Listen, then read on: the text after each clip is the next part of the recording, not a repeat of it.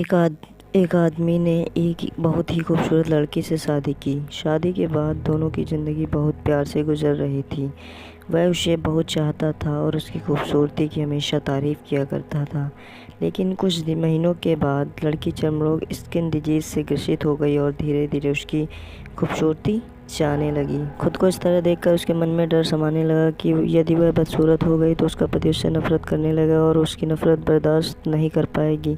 इस बीच एक दिन पति को किसी काम से शहर बाहर जाना पड़ा। काम खत्म कर जब वह घर वापस लौट रहा था उसका एक्सीडेंट हो गया। एक्सीडेंट में उसने अपनी दोनों आंखें खो दी, लेकिन इसके बावजूद भी उन दोनों की ज़िंदगी सामान्य तरीके से आगे बढ़ रही।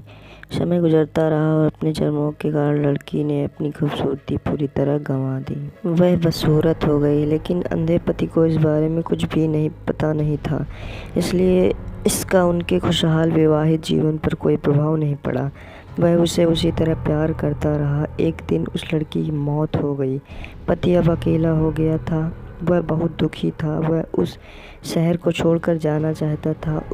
उसने अंतिम संस्कार की सारी क्रियाविधि पूर्ण की और शहर छोड़कर जाने लगा। तभी एक आदमी ने पीछे से उसे पुकारा और पास आकर कहा, अब तुम बिना सहारे के अकेले कैसे चल पाओगे? इतने साल तो तुम्हारी पत्नी तुम्हारी मदद किया करती थी। पति ने जवाब दिया, दोस्त मैं अंधा नहीं हूँ, बस मैं अंधा होने का नाटक कर रहा था, क्योंकि यदि मेरी पत्नी को पता चला कि मैं उसकी बदसूरती देख सकता हूँ तो यह उसके रोग से ज़्यादा दर्द देता। इसलिए मैंने इतने साल अंधे होने का दिखावा किया।